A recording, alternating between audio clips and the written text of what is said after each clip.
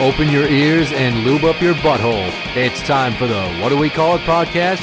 Now, here's your host. It's Jmann.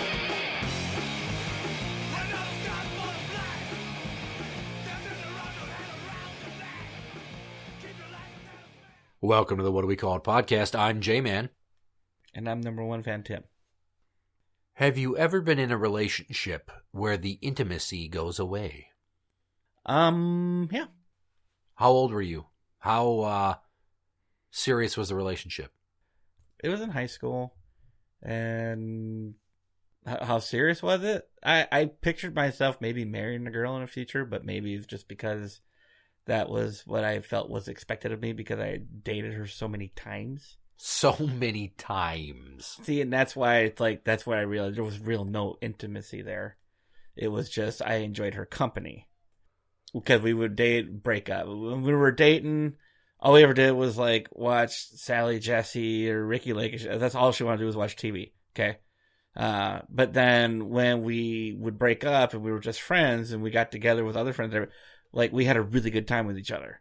And so I was just like, this could work. Maybe we got it figured out now. And then we'd start dating again and then it would all go downhill again. So, and the sex wasn't that great either. But it was more, we just couldn't make it work, in the proper ways. So I didn't really, in the end, want to be intimate with her because it just, nothing worked. If you were in a marriage and your wife consistently did not want to have sex for various reasons. For how long a period of time? Months. Yeah, okay, I'm with you. Months. And then those months became years where you rarely copulated. Okay, not there with you now. I do believe people go through stages where they're, really horny for a long period of time. And then maybe a few months we're not going to do it as much. But I've never been years. Well, it seems like it's more a disproportionate amount of males that are always willing and able, and then females that aren't. It depends on the age group. I suppose. But women hold all the power. Yep. They have the vagina. Yep. And you can rape your spouse. They change those laws. Contrary to popular belief, she's not your property. It's an equal partnership. Understandably so, yeah. But she's the one that can say, I don't want to have sex. So with all that control means they have a disproportionate amount of power. And let's say you're a guy with a very healthy sex drive. Yeah. As he's waving his hand and smiling like a big fucking dork. Over here. Yeah. And then your wife, she doesn't. So she almost never wants to put out. It puts you in a bit of a position. It puts you in a fucking mood is what it does. You get angry after a while. There's only so many times as a man that you can be put down or turned down before it starts affecting your psyche. I think the longest I've ever gone without sex after I lost my virginity was probably 5 months. Oh, wow. And I was in high school, and hence all the cheating. Right. Well, we're talking about married couples here. I know. Like I said, I mean, as a married man, I think the most I've gone is 2 months, maybe 3. And I haven't really kept track, but I do know there's a couple of times there, it was like 3 months, and I can't always blame her. So imagine now, and not just when she has kids, because I will acknowledge that a woman who has a baby is going to have less sex drive. I mean, she's got the 6 weeks of healing afterwards, and if they're breastfeeding, they're exhausted. And then if the baby doesn't sleep, then she doesn't sleep, so she's not in the mood. Yeah, my strength, it's not even counting, child rearing or child raising, infant care. It's, when things are standard. And there's other instances that occur, like death in the family, where she's not going to be like, oh my God, my parents, my mom passed away. Yeah. I don't really feel like sucking your dick tonight. Where you shouldn't be like, well, how fucking dare you? I let you get that other cat. See what I did there? And there's this concept called maintenance sex. It's sex you have basically with your spouse when you don't really want to, just, to please them. to keep them happy, to keep them pacified. I believe me and Mrs. Number One have both done that for each other. Yeah. And I think that that's an okay concept, but if you ask many feminists, oh my God, it's the end of the world. No woman should feel obligated to fuck her husband, and no man should have an unreasonable expectation of pussy, even though you took vows that you would forsake all others. You took a vow of monogamy, not celibacy. What about the man when he doesn't want to, just not in the mood, but the wife really wants it? It goes both ways. Again, it's more frequently the woman, but that doesn't want it. Yeah, and that's why husbands step out on their wives all the time. Because it's like, if you don't do it for him, he will find somebody else who will, or somebody else just will. And don't forget, this can be broken down by age group, because as women hit their sexual prime, what was it, between 40 and 50 or something like that? Yeah, I don't know. It's at an age where like everything's not where it's supposed to be anymore. Yeah, looks aside, I'm just saying, it's like you hear a lot of stories that of older women, cougars, after younger guys, on the prowl, after anybody really that's willing to have sex. I think that there's nothing wrong with the idea that you need to have intimacy in a long-term relationship. And that means not getting lazy with the kissing. When's the last time you ever stopped and thought to yourself, well, she doesn't kiss me very passionately. It's hello and goodbye kisses, unless we bang. And even then, the kisses don't really feel like they used to when it seemed like she was more into it. Are you asking me personally? Or just hypothetical? Or from what you've heard from other people. I mean, have you ever at any point thought, gee, I sure am sick of getting kissed like we're an old couple? I have thought that a few times in both my marriages. Did you speak up? Times. Yeah, I did. Did you speak up nicely? Yeah, I was nice about it. I was like, I really like the kissing, the PDA. I'm really into it, the peck kisses, okay, that's nice, but I'm a guy who really likes to sensual kiss. So, and, usually there's an uptick in that after that. It's like, I'm not saying we got to lay there for 5 minutes doing it, but, maybe a good 5-second smooch like that, that's very satisfying. Yeah, this just, mwah, have a good day. Not that. That doesn't do that for me at all. No. Well, the point being is that it's important to linger in the kiss, in my opinion. And in my early 20s, I made it a point to find out what techniques turned women on more in terms of kissing. I know that may sound left versus tilting it right. No, it's making little fucking, not just, open mouth tonguing again and again repetitively. It's doing little things like maybe you half put your tongue in her mouth, or maybe you let her suck on your tongue, or vice versa. Or maybe as you think you're done kissing, or she thinks you're done kissing, you bite down her lower lip a little. All things I've done. You get these little tricks to kind of, keep them guessing, keep it fresh, keep it exciting, like fucking in the laundry room. Oh, yeah. Mm-hmm. Yeah. Or fucking on the kitchen table. Or leaning over the motorcycle in the garage. Or fucking in the studio. Or in the truck, the back seat of the truck while it's in the driveway at night. I like how your eyes are darting around looking for a surface that would be, no, accepting of such an act. I won't break down the logistics, but the chair you're sitting in is safe. Okay, and so is the desk. The desk is not anything that's touched my ass or cock. There's a folding chair over there, but it's made out of metal. Yeah, no, I'm not stupid. It's cold. It's the basement. Anyways, maintenance sex. You got to do for the other person sometimes what you don't want to do. So imagine now if you had said to them, we're not having sex enough. I want to have more sex. And imagine that you were met with not contempt, but like, well, I'm tired, excuses basically. And then nothing happened. And they kind of said, I understand what you're saying. But then nothing happened. And then you brought it up again. And then you had a fight about it because it's still going on. And then nothing happened. And then you waited a little bit while longer still. And then you fucking blew your lid about it. And then they basically caved in and fucked you. But in hindsight, you're like, well, I guess that was more of a pity fuck, wasn't it? Boy, that sucks. Yeah, I got one of those ones. Well, it wasn't. It was a pity BJ. And she got mad. So she gave me a BJ. And even though I thought we're going to do it now. She rolled over on her side of the bed, pulled the blanket up and shut down. I'm like, are we going to do it? She's like, no. No. Ouch. She's like, you already got what you're getting, and be thankful you got that. I'm like, Ah, God, that's so shitty of a way to put that. Be thankful for what you're getting. She felt like I was pressuring her to give me a blowjob, and I was like, I wasn't. She's like, you kind of kept like pushing down on my shoulders. Not really, but okay. It was subconscious. I wasn't like trying to. And maybe it's because I'm so confident in expecting what I expect, knowing what I like, going after what I want, that I would not put up with somebody saying that, well, you should be happy for what you get. No, that's not what I was in the mood for. You half-assed it through the blowjob. It was lazy as fuck. I really didn't enjoy myself. That's not like you mow the lawn twice as fast as you normally would, and even though you missed a bunch of spots, like, I guess I mow the lawn, you know? Or you fucking half-ass wash the dishes and put them away just so she'll shut the fuck up about the dishes in the sink.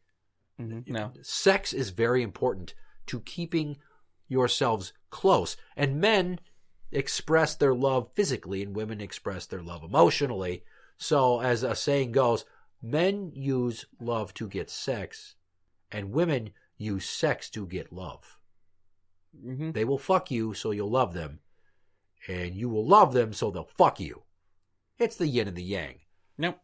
But if once you start settling for that shit, you start to resent the other partner. You start talking about them contemptuously. It does nothing to fortify a bond. If anything, you're burning boards on that bridge, not mending them. Mm-hmm. Yeah, I can see that. And especially in this day and age with the internet and how easy it is to cheat. Why the fuck would anybody say to their spouse, I don't feel like it? I've talked about this guy before. I hate to use the word hero, but I really admire his approach. This gentleman took, for I think it was 45 days, he made a spreadsheet of every date and asked for sex or attempted, yes or no. If no, what was the excuse? Mm-hmm. He took that, and she went on a business trip. And he texted her on the way to the airport and said, enjoy your business trip. Well, you're gone the next 10 days. I won't miss you. And here's why. And he sent her the fucking spreadsheet. It's a very passive-aggressive move. And then she did the only, reasonable thing and told the internet that lost their fucking minds over it. He's such a pig. How dare he treat her like this? How dare he expect sex? Okay, the reason why I expect sex from my spouse is because I'm in a marriage where I made a promise to love only her. So she's the only person I can do this with. Well, so technically, she's the only person partner you're supposed to want to do it with. That should be the motivator is, well, even though we've been together for a while and we've got all these other problems going on, I still want to fuck you. You've put on some weight. I still want to fuck you. You're tired and you don't have on your makeup and you don't feel sexy. Well, that's fine.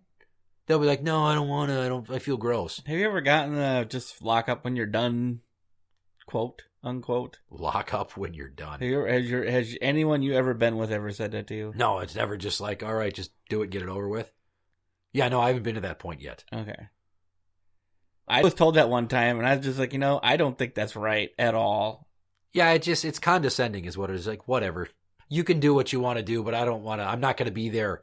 Well, it's just spiritually. Wasn't that kind of like rape? I mean, like, you need to be into it. Yeah. Well, it's the same thing as, and I read this quote while researching this concept of a woman who said, well, he has a hand. Are you fucking kidding me? Fuck you, lady. That is nothing like a vagina. When a woman says, well, she doesn't feel like it and he's got a hand, that woman, I hope her husband fucks a woman who's incredibly beautiful and is really, really slutty. I would not, if she cried like, my husband fucked around on me. Like, I've known somebody who's fucked around in their marriage, and I've been put in that awkward position where the wife was crying to me. And I was like hugging her, thinking, I don't really give a shit. I knew him a long time before you, and I figured you were a passing phase anyway. And if this person hears this and figures it out, please don't be mad at me bringing this up. I've afforded you anonymity, and you're never going to guess who it is, so don't even try. I'm Linda, not trying. That's a care. Linda move. So I don't mom care. Will be like, oh, you don't want to talk about it? Well, just, can I do this? Can I ask you this? Can I ask you that? Can I try to figure it out with a fucking 20 questions? Shut up, Linda. You son of a bitch! Anyways, so he cheated on his wife, and then, like, She fucking told everybody, and I went, wow, that's a bitch move. Like, I understand that you feel terrible, but you don't need to shame him for it because maybe he had his reasons, and honestly, you fucking deserved it. And as misogynistic as that may sound, if you treat somebody disrespectfully, don't expect them to kiss your ass. No. Eventually, you kick a dog enough times, he's either going to bite you or he's going to run away. No. In this Well, it's instance, like Ron White said, you know, it's kind of, I'm a loyal dog, but it's hard to keep me underneath the porch if you don't pet me once in a while. right. Which brings me to my final point. There is something called constructive abandonment. Have you heard of it? I have not, actually. It's But I think I know what it is. It's a defense for divorce. It's a reason for divorce, and that is basically physical abandonment. The person refuses to have sex with you. They don't want to have sex. They're not giving you sex. You know, who cares how many offers you've made, you've been shot down. The point is that you took vows to be together, and now the one person that you're supposed to be with won't give it to you. They don't want to be with you, but you've forsaken all others. So now, bye. I'm going to go out there and I'm going to get mine because you won't put out. Well, yeah, but a question here, because I've only been divorced one time. Well, isn't that good? I think it's good. Do you even need a reason to be divorced? Oh, 'Cause we these talk days, about, like, no, but because it's like a no-fault state, isn't it? This in is a divorce? no-fault state. So if you can use that defense or for reasoning, you could say the old famous people getting divorced, irreconcilable differences. Okay. That would say, you know, we can't reconcile all the problems with our marriage. Yeah. That's like the most diplomatic of excuses that anybody could give for a divorce. But let's say now you go to a judge, and God help you if it's a fucking lady judge, and you're a guy. You say, well, she doesn't want to put out anymore. We don't have sex. I feel alone. I'm miserable. Because honestly, if you love someone and you find them attractive, and you used to have tons of hot, passionate sex, and now they just never want to, and you don't have it anymore, It's one of two things. They're either not in love or they're cheating. yeah. Which kind of goes hand in hand, honestly. Well, the point is, it's fucking miserable. It's torture. Imagine if you went to Baker Square and you wanted pie, and they were there in the case, but they wouldn't sell you one. What is wrong with you? That would suck. That's the best analogy I could fucking come up with. That- Or another one I came up with is, imagine if your favorite restaurant took the best dish off the menu. Fuck you, fuck you, fuck you, and fuck you, I'm out. I know it's weird that these are both food related. Imagine if you wanted to go buy a Dodge and they were only willing to sell you a Chevy. I just threw one guess. out there. I just Well, I was going to make a similar analogy there involving, imagine if you wanted to buy a truck, but they only had them with aluminum bodies now. You're in a marriage. She stops putting out. The kissing is almost nothing. There's no hugging. There's no hand holding. There's no physical intimacy. Odds are the woman says, well, for me to be intimate with you, I want to feel close to you emotionally. I want to be romanticized. Well, the thing of it is that guys, because we express our love physically, all right, you're already not having sex, and she's like, well, be more romantic, connect with me more emotionally. Okay, so what's the terms here? I need to not have sex still while I earn it? It's like going to Chuck E. Cheese, and there's a prize that you want at the ticket counter. But every time you come up with the right amount of tickets, they raise the fucking price. Good analogy. Oh, well, we were already not fucking, so to fuck, you want me to do this, that, and the other? There's no interim fucking? There's no maintenance sex? Because what many couples therapists have said, I've read this multiple sources, you can fucking Google it. When you start withholding sex as a punishment, you are ruining your relationship. You are deciding right then and there that that's not your partner, that this is a business transaction, and that builds contempt. The beast and I got to the point where she would say, well, we've been fighting, so I don't want to have sex, and I want us to get along for like a month if we're going to have sex. And I went, excuse me? No, we haven't been able to get along for a month ever. Even when things were, I'm going to air quote this, good between us. And that was just because you were getting drunk enough to put out more and you were like blackout bitchy instead of constantly bitchy. So if you are a woman, and I know it seems like I'm focusing too much on women, but once again, They hold all the disproportionate power. amount of power in the relationship, and men have a higher sex drive than women most of the time. So, Yeah. women are the gatekeepers. We are the key. To quote Ghostbusters. I'm never going to see that scene the same way again. Yeah, well, I'm the key master. I'm the gatekeeper. if your wife is constantly telling you no, and then putting up all these fucking hurdles for you to clear to get there, and you're already mad at her, do you think you're going to magically turn on the love? No. And he's going to bend over backwards to woo you just to get in your pussy? Because there's a whole slew of other broads out there that he can go and tell his sob story to, and they're going to think, wow, They're going to fuck him. what a bitch. Let me suck his dick. And a lot of them are going to be younger and better looking than you, and at a bar on a fucking holiday looking for dick that they swear they don't want, but they're going home with somebody, and they don't care how many walks of shame they have to take. They're going to try on every penis until they find that glass slipper. Say what? Or Prince or whatever. I don't know. You get what I'm saying? No, I got it. Yeah. This is a message from number one fan Tim. Women, if you don't maintain your man, he's going to cheat on you. Well, he's going to at least consider it, probably. Okay, I will say somewhere. I personally would not cheat. If I'm in a marriage where I'm not happy and I don't feel that there's a physical attraction anymore, I'm just going to say, listen, this just isn't working. Okay? Well, yeah. I mean, we Well, might when love you've each other. got We might kids- love being friends with each other. Kids or not. No sense in being stuck in a marriage you're not happy in. No, but it's not just, it affects their lives, too. It does. But How do you reconcile with your children? I'm breaking up with mommy because she got too fat and she won't fuck me. you just say, you know what, mom and dad didn't love each other anymore. It seems like a cop-out. It's a cop out until the kids get old enough. You can give them all the evidence you have. Yeah, well, point being here is that anytime a guy says these things, like, oh, I feel like I want to cheat on my wife, or maybe I should ask for an open marriage, or I think I'm going to divorce her, you're the fucking bad guy, even though you shouldn't be, even though there's that clear, disproportionate amount of power that lies in the hands and vagina of the woman involved in the marriage. Now, don't ask me to fucking break it down for two gay dudes or two lesbian women. I was thinking that's exactly what happened when I was getting divorced from my ex. Was she wanted me to be the one to ask for it, which I think the open marriage and everything else was for me to get mad, upset, and be like, you know what, I want a divorce. She was trying to push me to say that so she wouldn't look like the bad person. But I was a fucking stone, and she ended up having to ask for it.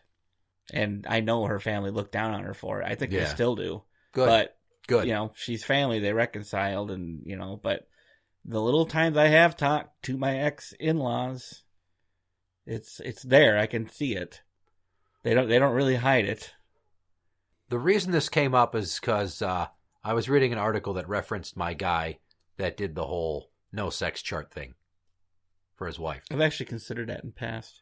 Yeah, you start to think about doing some really fucked up shit just to prove a point to a person. I mean, once upon a time ago, a few months back, I wanted to illustrate the point to my wife that she has too many shoes and she needs to organize them. So I took all the shoes that were in the entryway of the fucking laundry room that I kept tripping over. And while she was at work on a Sunday, waitressing, I piled them up with some cases of shit she'd brought over from her mom's house and a baby mattress we didn't need because I have a spare. And I piled it all up right there just past the landing so she couldn't get into the kitchen. You made a wall with her shoes? I made a pile of shit that was a bear to get over. So her mom stopped by to pick up one of the kids to take him somewhere. She's like, what's all this? And I explained my point. She's like, well, what's this? She points at my shoes that are, as you may have noticed, on the stairway to one side underneath the handrail. It's like 2 or 3 pairs, isn't it? It's actually 5. Wow. But the point is they're all the way to one side, and you'd be hard-pressed to trip over them. Yeah. Like, I have 3 pairs of boots and 2 shoes. Well, I told her, I'm like, I see what you're trying to do, but it's not an apples-to-apples comparison. I'm sorry for you, but she leaves these boots and shoes in a fucking pile when I walk into the laundry room, and I trip over them all the goddamn time. You cannot tell me there's not a box, a tote, a better system for how she just piles shit up all over, and I hate to say this, my fucking house, because these messes, this clutter didn't exist before 3 other people moved in. I had shit, but we weren't living on top of each other, and I could bandy about the basement freely. Nimbly bimbly like, from tree to tree. You know? So then my wife came home and she saw that. She's like, what the fuck? And I said, well, I wanted to give you a visual representation of my angst that I feel from the way that you are cluttering up the basement and I keep tripping over your goddamn shoes. And she clearly was pissed. Frustrating. It had some of the effect I wanted and some of the opposite effect. But I'm not above these, what some people might consider to be ridiculous shows. I could tell you I'm upset, or I could really fucking inconvenience you, and you're like, I get it. You know? I always try the I'll tell you I'm upset thing, but then sometimes, yeah, you got to go to the extremes. Well, it's like someone says, you know, if you go to prison, you're going to get fucked in the ass. And you go, well, obviously. And then you go to the prison and you really get fucked in the ass. You're not going to know how terrible it is until the third guy in a row blows his load up your asshole, and then you're crying on the toilet with a bloody rectum shitting out what they've ejaculated into you. That is basically a paraphrase of an article I once read in a fucking prison magazine. That's why I don't want to commit crime, because I don't want to go to prison, because I don't want to get anal raped. So, and I know this episode's running long, but I did a little research for the episode. Okay. I posted in the Reddit forum, Am I the Asshole? And I typed up a scenario of a husband who has made repeated attempts to get through to his wife that there's not enough intimacy, and he misses sex, and he wants to have sex, and it started out nice, and then it was not so nice, and then he was furious, and then he was more furious, and things didn't seem to get better, and that the crux of it was, am I the asshole if I ask my wife for an open marriage? And just about all the guys are like, dude, just get a divorce.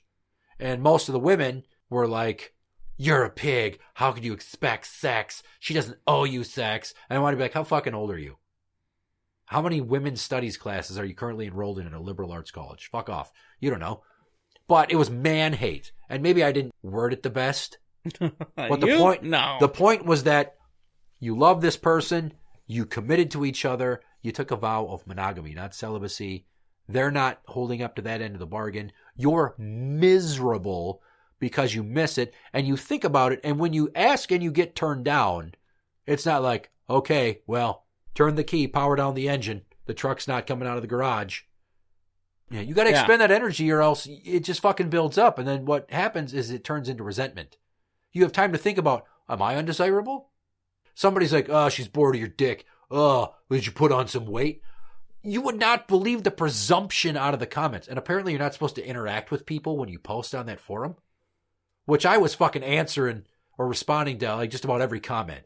Like I literally spent 5 hours. Jesus. I have insomnia. Not me. Ugh. It did not go well.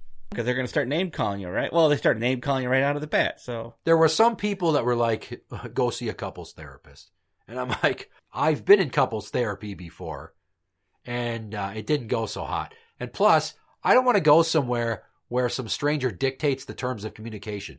You know, guys get angry to express their emotions. Women cry. Would you say that's a fair assessment? Yeah. When they get really upset, guys get angry, women cry. Some women cry, yeah. Most women cry. I have to say, currently, Mrs. Number One Fan doesn't cry. She gets angry. Well, that's the thing. Take her to a fucking marriage counselor and see how fast the tears turn on, because that's what happened when me and the Beast went to a therapist years ago. That's my experience with a couples counselor. I also said, well, what if I feel like I don't want to be told I can't swear and I can't yell?